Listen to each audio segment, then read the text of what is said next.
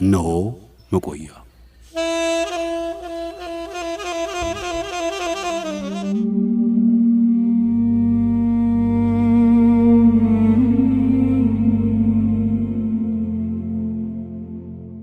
ስውሩ የሰርቢያው ሐኪም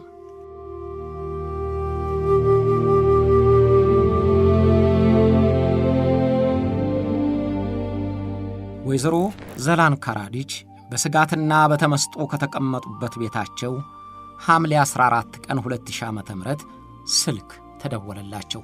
የደወለችላቸው ልጃቸው መሆኗን ሲረዱ ደነገጡ። አንድ ነገር መፈጠሩን ገላዬ ነገረኝ ይላሉ ወይዘሮዋ።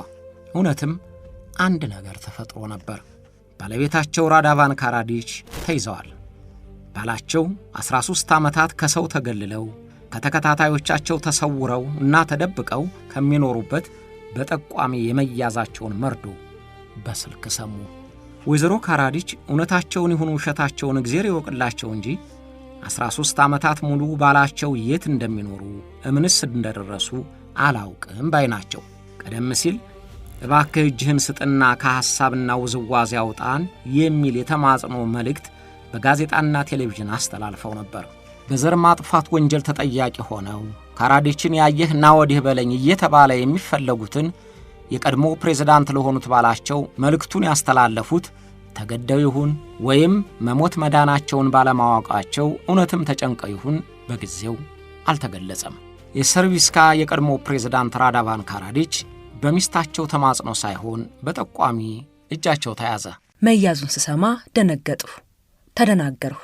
ግን መታሰሩ ይሻለኛል፣ ቢያንስ በሕይወት መኖሩን አውቃለሁ ይላሉ ወይዘሮዋ የዚያለቱን ሁኔታቸውን ሲያስታውሱት። ልጃቸው ሶኒያ ካራዲችም የተዘባራረቀ ስሜት እንደተሰማት ተናግራለች። መጀመሪያ መደንገጧን፣ ዘግይታ ግን ቢያንስ ለማየት በመቻሏ እፎይታ እንደተሰጣት ተናግራለች። ደስ ብሎኛል፣ ምክንያቱም በሕይወት ተገኘ፣ ጤንነቱም ደህና መሆኑን አወቅን። ዋናው ነገር በማንኛውም መንገድ እንድንረዳው ሕጋዊ መብት ያለን መሆናችን ነው።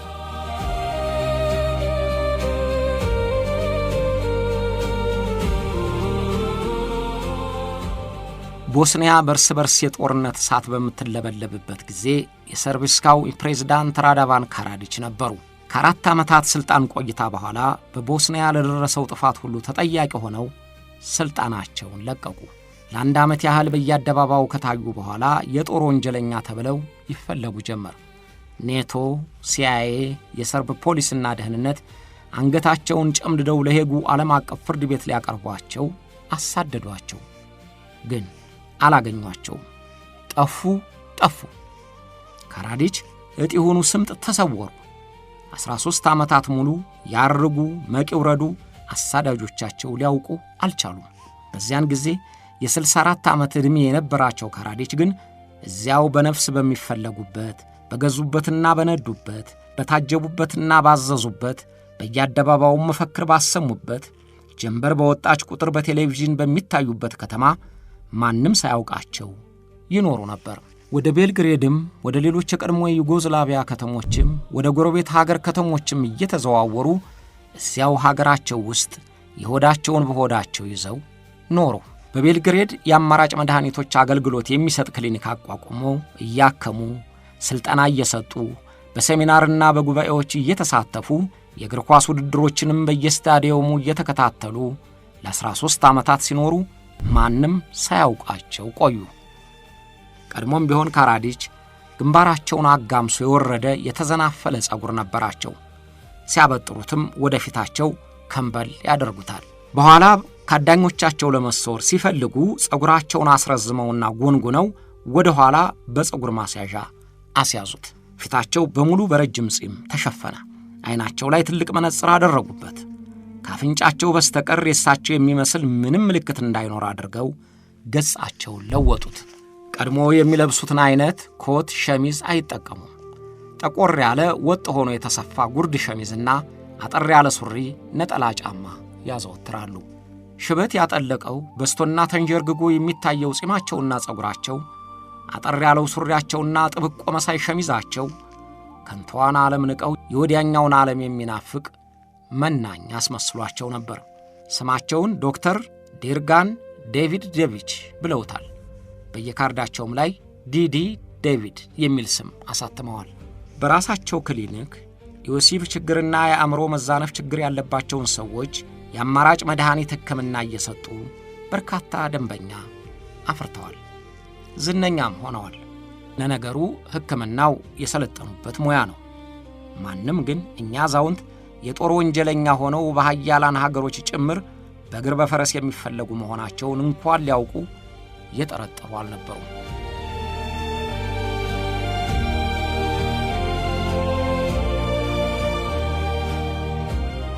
በግንቦት ወር 1999 ዓ.ም ጠና ያሉ ሽማግሌ ወደ ኦስትሪያዋ ከተማ ቪየና ለመግባት ሲፈልጉ የክሮሺያ የኬላ ጠባቂ ወታደሮች ማንነታቸውን ጠየቋቸው። ፒተር ጉልማክ ነኝ አሏቸው። የክሮሺያ ፓስፖርት አሳዩአቸው። ስለዚህም አሳለፏቸው። እኛ ሰው በተለይ በክሮሺያ መንግሥት በጥብቅ የሚፈለጉት ካራዲች መሆናቸውን ስላላወቁ አሳለፏቸው። ሌላ ጊዜም የሄልዝ ላይፍ መጽሔት አዘጋጅ ለሆነው ኮዲች የኒውሮ ሳይካትሪስት ባለሙያ መሆናቸውንና ጽሑፍ ለማበርከት እንደሚፈልጉ ነገሩት። ካራዲች በአእምሮ ሕክምና በተለይም በጭንቀትና በነርቭ ውካኖች ላይ የተማሩና የሰለጠኑ ናቸው። አዘጋጁ እኛን ዶክተር ዴቪድ ነኝ ብለው የተዋወቁትን ሽማግሌ ለጽሑፋቸው ሊከፍላቸው ባይችልም ጽሑፋቸውን እንደሚያተምላቸው ከምስጋና ጋር ነገራቸው። ሰውየው ጽሑፍ አቅራቢ ሆኑ። አዘጋጁ ሽማግሌውን እጅግ ጨዋ፣ ደግ፣ ጸጥተኛና ንጹሕ ሰው ነበሩ ይላቸዋል። ፕሬዝዳንት ካራዲች መሆናቸውን ግን አላወቀም። የመጽሔቱ ጽሑፍ አቅራቢ የነበረች ሌላ ወጣትም ለእኛ ሽማግሌ ያላት አድናቆት ከፍ ያለ ነበር። ውይ እንዴት መልካም ሰው መሰሏችሁ፣ በዚያ ላይ ጥብቅ ሃይማኖተኛ ናቸው እያለች ታሞጋግሳቸዋለች። እሷም ማንነታቸውን አላወቀችም። አዘጋጅ ኮዲች ማንነታቸውን ካወቀ በኋላ እጅግ ደነገጠ። ያ ሰው ካራዲች መሆኑን ማመን ያዳግተኛል። በከተማ ውስጥ ስንዘዋወር እኮ እጅግ ተዝናንቶ ነው። ስንትና ስንት ነገርም አውርተናል። ያ መልካም ሰው ራዳቫን ካራዲች ነው ሲሉኝና መታሰሩን ስሰማ እጅግ አዘንኩ ሲል ለሮይተርስ ተናግሯል። በአንድ ወቅት የአጃቢዎች ብዛት እንደ ታቦት አንጋሽ ይተምላቸው የነበሩት ካራዲች በጋራ የመኖሪያ ሕንፃ ከበርካታ ሕዝብ ጋር እየተጋፉ ብቻቸውን እየኖሩ ብቻቸውን እየሰሩ በፈላጊዎቻቸው አፍንጫ ስር እየተመላለሱ ቆዩ። ማንም ምንም ሊያደርጋቸው አልቻለም። ቀኑ ሲደርስ ግን ሁሉም ነገር ሆነ። ሐኪሙ ታሰሩ። አንድ ቀን ከቤታቸው ወጥተው በአውቶቡስ ተሳፍረው ሲሄዱ አውቀንብሃል ያሏቸው የጸጥታ ሠራተኞች ያዟቸው።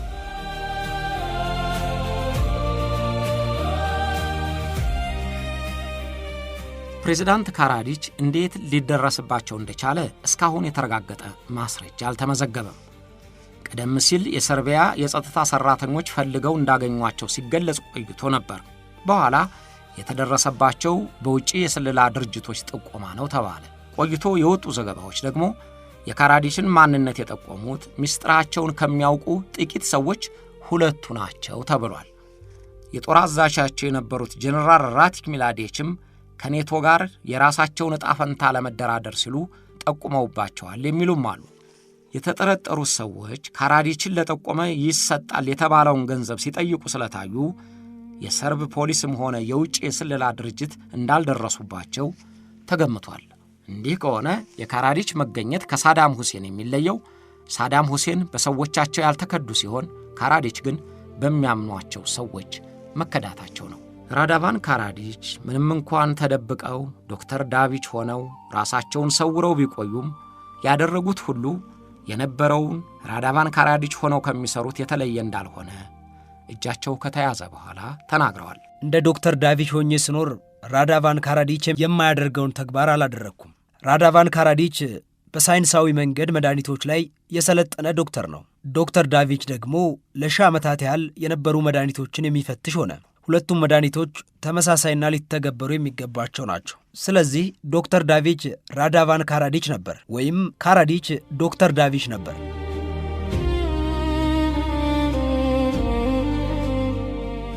ስልጣንን በእጃቸው ጨብጠው በቤተ መንግሥት ይኖሩ የነበሩት ፕሬዝዳንት ካራዲች አሁን እንግሊዝ ሀገር በሚገኝ ወህኒ ቤት ስርዓታቸውን ይገፈግፋሉ። በጊዜያቸው በሀገራቸው በሚደረገው እንቅስቃሴ ሁሉ ፈቃጅና ከልካይ የነበሩት ፕሬዝዳንት አሁን ጊዜ ተቀይሮ መልእክታቸውን ለቤተሰቦቻቸው ለማስተላለፍ እንኳን ፈቃድ በሚጠይቁበት እስር ቤት ተወርውረዋል። በሕግ ከነበሩበት እስር ቤት ያሁኑ የሚሻለው ቤተሰቦቻቸውን ለመገናኘት በመቻላቸው ነው።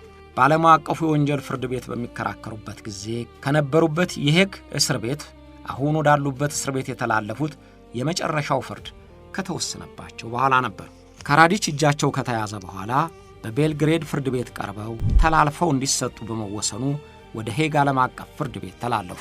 በሄጉ ፍርድ ቤት በስልጣን ላይ በነበሩበት ጊዜ ፈጽመዋል በተባሉበት የዘር ማጥፋት፣ በጦርና በሰብአዊነት ላይ በተፈጸመ ወንጀል በአጠቃላይ በ11 ክሶች ተጠያቂ ሆነው ቀረቡ።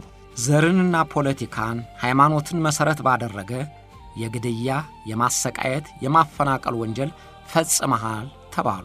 በስልጣን ላይ በቆዩበት ወቅት በዜጎች ላይ በተለይም በቦስኒያ ሙስሊሞች ላይ የጅምላ ግድያ እንዲፈጸም፣ ከቀያቸው እንዲፈናቀሉ መደረጋቸው ያንተ ትእዛዝ አለበት፣ ባታዝም ልትቆጣጠረው አልፈለክም ተብለው ክስ ተመሠረተባቸው። የእሳቸው ክስ እንዲጠብቅ የቦስኒያና የክሮሺያ መንግሥታት ብቻ ሳይሆኑ አሜሪካም የአውሮፓ ኅብረት አባላትም የሚፈልጉት ጉዳይ ነበር። ራሳቸው ካራዲችም የሚጠረጥሩት ይህንኑ ነበር። በክርክሩ ሂደት ካራዲች ችሎቱ ነፃና ሚዛናዊ ይሆናል ብለው እንደማይጠብቁ በይፋ ተናግረዋል። በቦምብ የደበደቡንና ጠላቶቻችንን ያግዙ የነበሩ መንግሥታት በችሎቱ ላይ ጫናቸውን አያሳርፉም ብዬ ለማመን ይቸግረኛል። ለማንኛውም እንዳይቀናቸው ጸልያለሁ።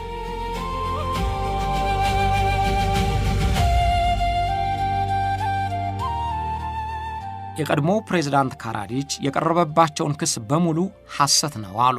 አንዳንዱ ድርጊት በእርሳቸው ትእዛዝ አለመፈጸሙ ብቻ ሳይሆን ከነጭራሹ ድርጊቱ መፈጸሙን አላውቅም ባይሆኑ 8000 የሰርቤርሲያ ከተማ ሙስሊም ነዋሪዎች ተገድለዋል የሚባለውን ክስ የተጋነነ መሆኑንና አጽማቸው አንድ ላይ ተቀብሮ ተገኙ የተባሉት ከ700 እንዳልበለጡ ጠቅሰው ተከራክረዋል።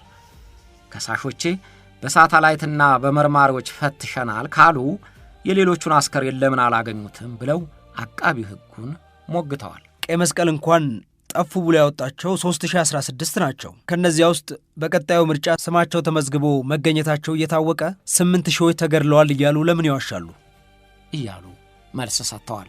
ካራዲች ለሄግ ችሎት ሲቀርቡ ዋቢ አድርገው ያቀረቧቸው በዚያን ጊዜ በዩጎዝላቪያ የፕሬዝዳንት ክሊንተን ተወካይ ሆነው አደራዳሪ የነበሩትን ሪቻርድ ሆልብሩክን ነው።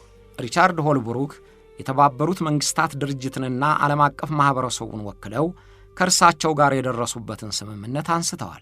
ካራዲች ከሥልጣናቸው ከለቀቁ በመጪው ምርጫም የማይወዳደሩ ከሆኑና በሕዝብ ፊት መታየታቸውን ከቀነሱ በዓለም አቀፍ ፍርድ ቤት እንደማይከሰሱና እንደማይታሰሩ ቃል ገብተው ተዋውለናል ብለዋል። የሚያዙትን የጦር ኃይል ትተው ሥልጣናቸውን ለቀው የተገለሉትም ውሉን አክብረው መሆኑን ካራዲች ተናገሩ።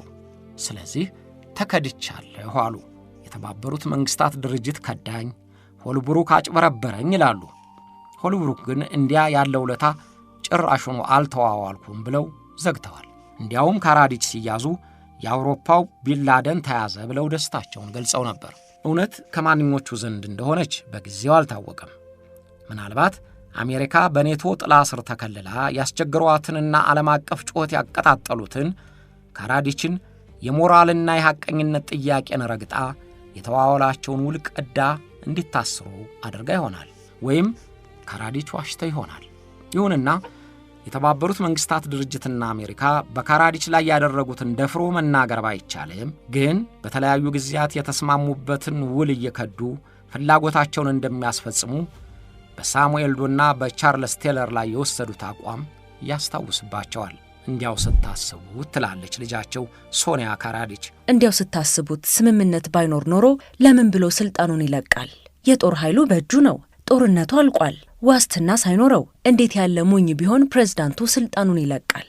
ስምምነት ባይኖር እንደ ልቡ ሲዘዋወርና ኬላውን ሁሉ ሲያልፍ የክብር ሰላምታ እየሰጡ ለምን አሳለፉት?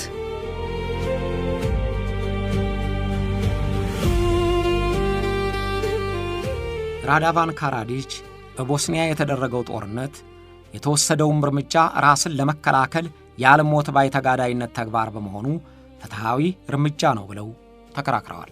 የቦስኒያ ሰርቦችን ጭፍጨፋ ለመታደግ የተደረገ ዘመቻ ነው ብለዋል። አቃቢ ሕጉም በዩጎዝላቪያ መንግስት ስሎቦዳን ሚሎሶቪች እየተረዱ በቦስኒያ ሙስሊሞች ላይ ከጦርነት በላይ የሆነ አሰቃቂ ጥቃት ፈጽመውባቸዋል ብሎ ማስረጃውን አቅርቧል። የጅምላ ቀብሮችንም በማስረጃነት አሳይቷል። ፍርድ ቤት ውሳኔ ሰጠ። ካራዲች በተከሰሱባቸው 11 ወንጀሎች ጥፋተኛ ተባሉ። በሰርቤርኒካ በተፈጸመው ፍጅትና ዜጎች በኃይል ከሚኖሩበት በማፈናቀልና በዘር ማጽዳት ወንጀል ጥፋተኛ ተብለው የ40 ዓመታት እስራት ተፈረደባቸው። የ40 ዓመቱ እስራት ከተፈረደባቸው 5 ዓመታት በኋላ ክሳቸው በድጋሚ እንዲታይላቸው ለፍርድ ቤቱ አቤቱታ አቅርበው ነበር። ግን ቅጣቱ አልተሻሻለላቸውም። እንዲያውም ቅጣቱ ያንሳቸዋል ተብሎ የዕድሜ ልክ እስራት ተፈረደባቸው። ካራዲች አሁን 81 ዓመት ሆኗቸዋል። እንግሊዝ ውስጥ ኢስል ኦፍ ዌይት በተባለ የደሴት እስር ቤት ታስረው የመሞቻ ጊዜያቸውን ይጠባበቃሉ። የካራዲች ነገር እንደ ሠራ ይገድል እንደተባለው ሆነ።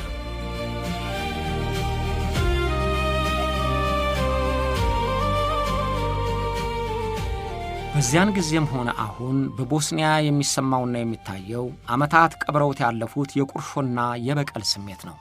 ካራዲች በሥልጣናቸው ጊዜ በሰው ልጅ ክቡር ሕይወት ላይ ዘግናኝ ድርጊት አስፈጽመዋል።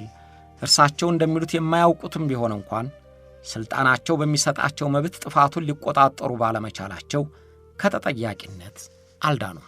ካራዲች በቦስኒያ ሙስሊሞች ላይ ወንጀል ፈጽመዋል በሚባሉበት ወቅት የክሮሺያው ፕሬዝዳንት ተድማንና የቦስኒያው ፕሬዝዳንት ስቲቬጎቪች ዘር ለይተው ሃይማኖት መርጠው ጨፍጭፈዋል እያሉ ክርስቲያኖቹ ሰርቦች አማረዋል። መሪዎቹ የሃይማኖትና የዘር ሐረግ መሠረት ያደረጉ የልህና የቂም እሳት ባነደዱ ቁጥር ሕዝብን እያጋጋሉ አጫርሰውታል። ቦስኒያም ሰላም ርቋት ቆየች። እነዚያ ሕዝቦች ያን ሁሉ መከራና ስቃይ የተቀበሉት አንድነታቸውን አንፈልግም ብለው ለየራሳቸው መንግሥት መሆን ከፈለጉ በኋላ ነበር። በሁለተኛው የዓለም ጦርነት በቦስኒያ ባሉ ከተሞች በሙስሊሞችና በክርስቲያኖች መካከል ቂም ያተረፈ ግድያ ተፈጽሞ ነበር። የሂትለር ናዚ ወታደሮች ለክሮቶቹና ለቦስኒካዎቹ ድጋፍ ሰጥተው ሰርቦቹን አስጨፈጨፏቸው። የነገውን መገመት የማይችሉ ሰዎች አብረዋቸው የኖረውን ሕዝብ በእምነቱና በቋንቋው ለይተው አሳደዱት። ግን ቆይቶ የወደፊቱ ተለወጠ። ናዚዎች ሲሸነፉ ደግሞ ሰርቦቹ ተበቃይ ሆነው ተነሱ። ጊዜ የሚለዋውጠውን አሸናፊነትና ተሸናፊነት እየዘነጉ እርስ በርሳቸው በመጋደላቸው ያተረፉት ለትውልድ የሚሻገር ቂም ሆነ። ያረገዘ ቂምና ጥላቻ ጊዜ እየጠበቀ ግድያን ያስከትላል። ከማርሻል ቲቶ ሞት በኋላ በቦስኒያም ለዓመታት ሲብላላ የቆየው ቂምና ጥላቻ ፈንድቶ ብዙዎቹን ጨረሳቸው። ማንም ተጠቃሚም አሸናፊም ያልሆነበት አሰቃቂ ፍጅት ተፈጸመ።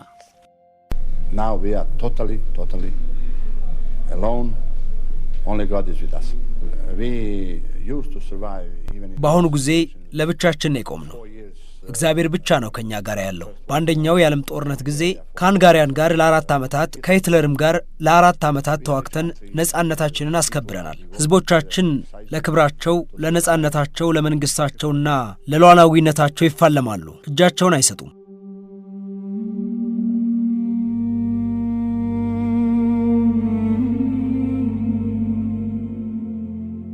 ከሁለተኛው የዓለም ጦርነት በኋላ ማርሻል ቲቶ ሥልጣን ያዙ። ቲቶ ፖሊሲያቸውን ይፋ አደረጉ። ወላ የገሌ ወላ ገሌ ብሎ ነገር የለም። ቦስኒያ፣ ሄርዚጎቪና፣ ሰርቢያ፣ ክሮሺያ፣ ኮሶቮ፣ መቄዶንያ፣ ክርስቲያንና እስላም ብሎ ነገር መለያየትና መከፋፈል አይፈቀድም። ሁልሽም በአንድ የዩጎዝላቪያ መንግሥት የምትጠቃለል ነሽና ጭጭ በይ ብለው ወደዱም አልወደዱም አንድ ላይ አኑረው አሳረፏቸው። ሁሉንም በሶሻሊስት መርህ አጥምቀው ጸጥ አረጓቸው። ያን ጊዜ ምንም የራሳቸው ጥያቄና የሚጎረብጣቸው ነገር ቢኖራቸውም ግን ሰላም በማግኘታቸው አረፉ። እርስ በርስም አልተጠፋፉም፣ አልተጋደሉም። በሰላም ወጥተው ይገቡ ነበር። የሶሻሊስቱ ካምፕ ሲበተንና ማርሻል ቲቶ ከሞቱ በኋላ ዩጎዝላቪያ እንደ ሳት ፍንጥርጣሪ መበታተን ጀመረች። በ1984 ዓ.ም የቦስኒያ ሄርዚጎቪና ፌዴሬሽን ከዩጎዝላቪያ ተለይቻለሁ ብላ ነጻነቷን አወጀች። በዚያች ክልል ክርስቲያኖቹ ሰርቦችና ሙስሊሞቹ ቦስኒያኖች አብረው ይኖራሉ። አንዳንድ ጊዜ እንደ አብሾ ጠጪ ድንገት ቡፍ ከሚል ግጭት በስተቀር ለዓመታት እሳት ተጫጭረው ተስማምተው የሚኖሩ ሕዝቦች ናቸው። ግን በአንድ መንግሥት በነበሩ ጊዜ የነበረው ሰላማቸውና ጸጥታቸው ተናጋና ነፃነን ሲሉ ተጠራጠሩ። ጥርጣሬያቸው ወደ መጠፋፋት መራቸው። በ1987 ዓ.ም የእርስ በርስ ጦርነቱ እየተቀጣጠለና እየጋመ የማይበርድ ሲሆን ቦስኒያ ሄርዚጎቪና እንደገና ለሁለት ተከፈለች። ክርስቲያኖቹ የሰርቢስካ ሪፐብሊክን፣ ሙስሊሞቹና ክሮቶቹ የሙስሊም ክሮት ፌዴሬሽንን መስርተው ተነጣጠሉ። ሁሉም ክልሎች ነፃነታቸውን ሲያውጁ በአካባቢያቸው የነበረውን የጦር ኃይል ካምፕ ወረሱ። በሌላ ክፍል ለሚሰሩ መሰሎቻቸውም ጥሪ ያደረጉ። መነጣጠላቸው መፍትሄ አልሆነላቸውም። መገዳደላቸውን ቀጠሉ። ተደባልቀው አንድ ላይ ይኖሩባቸው የነበሩትን ከተሞች የኔ ነው እየተባባሉ ተዋጉባቸው።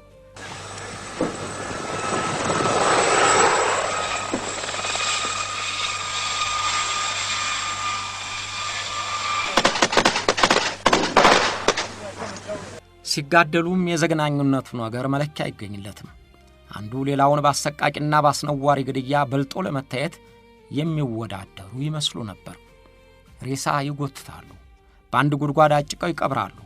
ሴቶች በበርካታ ወንዶች ይደፈራሉ፣ ሊገደሉም ይችላሉ። በእነርሱ የእርስ በርስ ጦርነት አውሮፓውያኖች ለአፍሪካ ብቻ ሰጥተውት የነበረው የአውሬነት ባህሪ የራሳቸው መሆኑን አረጋገጠላቸው።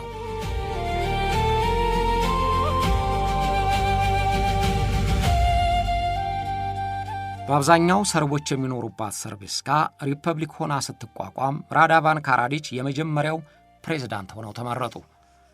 ካራዲች ከሳራየቮ የሕክምና ዩኒቨርሲቲ ተመርቀዋል። በሙያቸውም በኮሶቮ ሆስፒታል አገልግለዋል።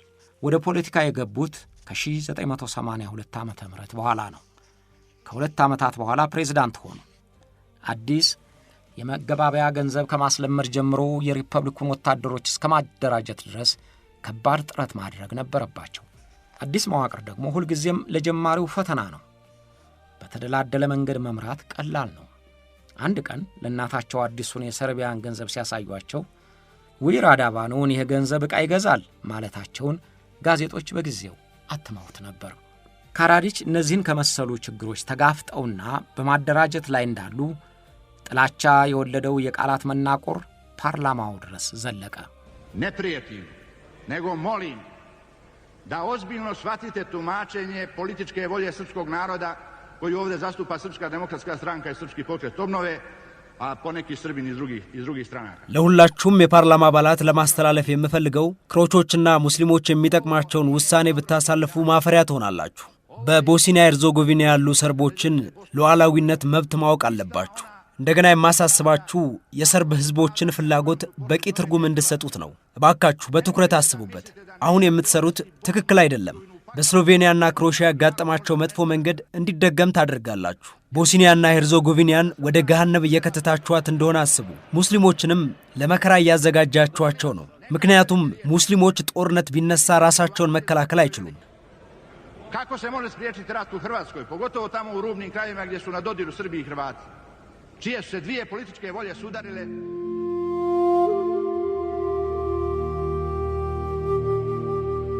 ካራዲች እንዳለመታደል መንግስት እንዳቋቋሙ በክሮሺያ ከሚደገፉት የቦስኒያ ሙስሊሞች ጋር ለጦርነት ተፋጠጡ። በተለይ ሰርቤርኒካ የነበረው ጦርነት ያስከተለው እልቂት ለካራዲች ዋና መወናጃያቸው ሆነ። የሰርብ ወታደሮች አሸንፈው ከተቆጣጠሯት በኋላ ቁጥሩንም ሆነ አስፈጻጸሙን ቢያስተባብሉትም 8000 ጎልማሳና ወጣት ወንዶች ተጨፍጭፈዋል። ሴቶች ቤት ንብረታቸውን ዘወር ብለው ሳያዩ ወደ ጎረቤት ከተሞች እንዲሰደዱ መገደዳቸውን በአቃቢ ሕግ ክስ ላይ ተጠቅሷል። በክሱ ላይ ግድያውና ማፈናቀሉ የዘር ማጥፋትና ማጽዳት ዓላማ እንደነበረውም ተጠቅሷል።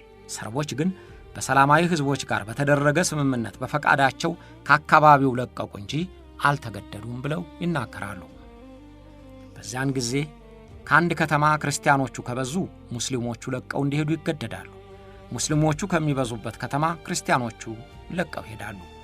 ከካራዲች መንግሥት ጋር የተለያዩ ድርድሮች ተደርገዋል። የተኩስ ማቆም ስምምነት ተሞክሯል። ግን ሁሉም አልተሳካም። I would be grateful, first of all, to the International Committee of Red Cross to come there. የዓለም አቀፉ ቀይ መስቀል መጥቶ ነገሮች እንዴት እየተከናወኑ እንደሆነ ቢያልን ደስ ይለኛል። እኔ ሰላም እፈልጋለሁ። ሰላም ከመጣ ሁሉንም እስረኞች እንለቃቸዋለን። ግን ጦርነቱ እየተካሄደ የጦር እስረኞችን ለመልቀቅ እርግጠኛ አይደለሁ።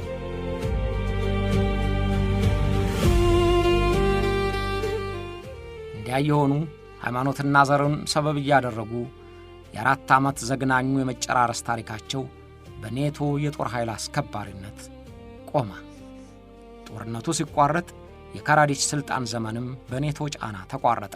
Now we are totally alone. Only God is with us. We used to survive. በአሁኑ ጊዜ ለብቻችን የቆምነው እግዚአብሔር ብቻ ነው ከኛ ጋር ያለው። በአንደኛው የዓለም ጦርነት ጊዜ ከሃንጋሪያን ጋር ለ4 ዓመታት ከሂትለርም ጋር ለ4 ዓመታት ተዋግተን ነጻነታችንን አስከብረናል። ህዝቦቻችን ለክብራቸው፣ ለነጻነታቸው፣ ለመንግስታቸውና ለሉዓላዊነታቸው ይፋለማሉ። እጃቸውን አይሰጡም። Give up our own minimal objectives. That means freedom, state.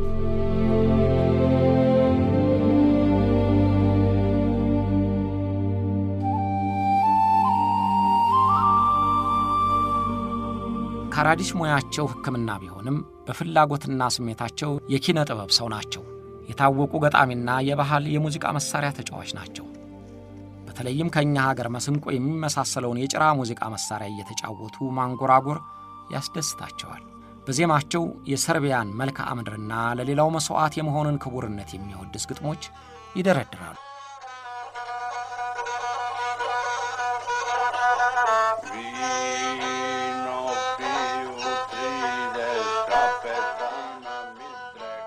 የበለጠ የሚታወቁት በግጥሞቻቸው ነው። ካራዲች በተለይ በኋለኛው ዓመቶቻቸው የግጥሞቻቸው ይዘት የሰርቢያን ክብር የሚሰብኩ የዜጎቿን ታላቅነት የሚያንጸባርቁ እንደነበሩ ተጽፎላቸዋል። የሕፃናት ግጥሞችም አሏቸው። በጠቅላላ ያሳተሟቸው 8 የግጥም መጽሐፍት ተነባቢ ሆነውላቸዋል። ከሩሲያ የደራሲያን ኅብረትና ከሰርቢያ ታዋቂ ድርጅት ለሥነ ጽሑፍ ብቃታቸው ሽልማት አግኝተዋል። አሁን ዕድሜያቸውን ሙሉ እንዲያሳልፉበት ከታሰሩበት እስር ቤት ሆነው ጊዜ የሚያሳልፉት በግጥሞቻቸውና በሙዚቃቸው ሳይሆን አይቀርም።